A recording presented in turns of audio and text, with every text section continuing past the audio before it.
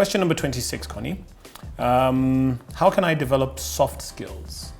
Yes. Yeah, you'd ask you. So we had discussed soft skills during this Earlier. COVID period. Exactly, yes. And we had talked about people not not washing the mask. Not washing the mask and so on. Yeah. But how can I develop soft skills in general? Exactly. And this is really my area of enjoyment and expertise because as a soft skills coach, I like putting an emphasis and a premium on your ability to make other people feel comfortable. Things like etiquette, manners, behavior, how you present yourself to people. It makes the situation comfortable for others to be able to engage you, do business with you, give you access, give you opportunity. And so you want to develop these skills as much as possible.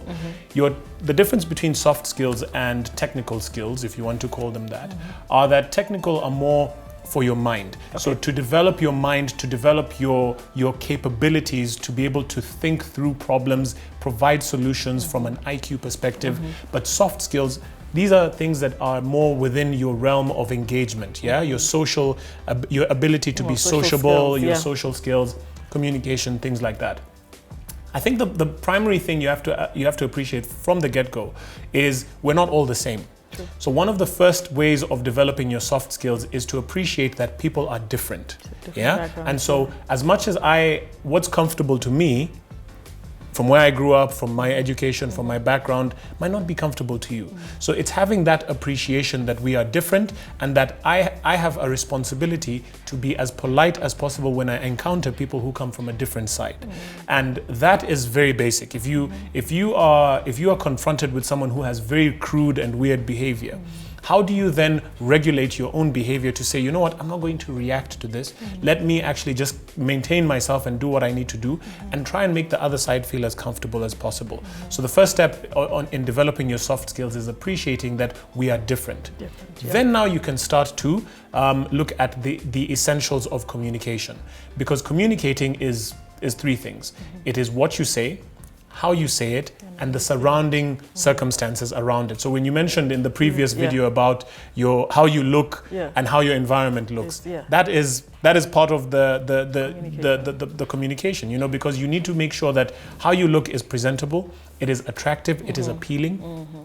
What you say and how you say is coming off in a positive tone. You can say something like, I'm sorry. I'm really sorry. I didn't mean to wrong you. Or, see, I've said sorry, what's your problem?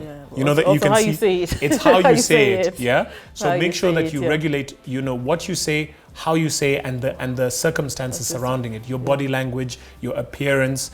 If you can focus on those things, then you'll be well on your way to developing your soft skills. So part number one is appreciate that we're different and that you are not, we come from different backgrounds. And secondly, how you communicate is very important. Your dressing, your grooming, your tone of voice, your body language. These are all things that if you pay attention to them, then you'll be able to develop your soft skills. The third thing is to be aware that other people have communication. These people will also communicate in a particular way, but not to react to their communication, but focus on what is your agenda for being with people in the first place. What's bringing you to these people? Yeah, the most highly developed, soft-skilled people out there are those who have an agenda, because most of the time, whenever we go out into society, we're waiting for people to do things to us, say things to us, and then we react. And when you're when you're in that habit of being reactionary instead of being proactive, then you lose control. And losing control is, you know, it's a whole other thing. It's a whole other thing. So be in control, have an agenda, because that way, whenever you go into society and you meet all these different weird and wonderful people, you'll then be in a position to regulate yourself, focus on what has brought you there, so that you're not reacting to what people are doing in your space. Great.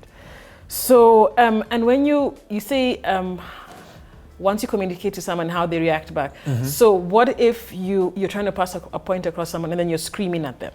Yes. So and that goes back to the point about, you know, being aware about your communication, your tone of voice. They say that communication is 10% what you say, 40% how you say it, and 50% the non-verbals or your environment. So if you can be very study, practice. I mean, all of these things take practice. I mean, we can't give you a whole crash course in a 5-minute video. Yeah. But how you say things, the way you present yourselves, these are things that take practice. So always be in a position where you're practicing how you speak to people, because not everybody will react positively to what you're saying. Yeah. If you're the type of person who speaks very loudly and then you have to obviously understand that there are people who will be like, hey, it's a bit too much. Tone it down, Yeah. And then you're not reacting to that. You're like, oh, okay, actually, if I don't tone it down, the agenda that brought me here will not be correct. So let me tone it down so that I can fulfill the agenda that brought me here, because otherwise we'll now have a discussion about my tone of voice, and that then you lose focus. So in summary, it's two things. Three things. Three things. Number one, appreciate that people are different. You are different from the next person, so once you know that, then you're not going to react to them unnecessarily, and you can regulate your own behavior. The second aspect is your communication. It's what you say, how you say, and the body language and the nonverbals.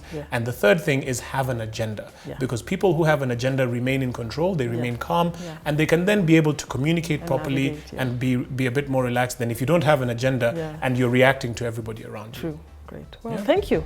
All right. Till the next. Cheers.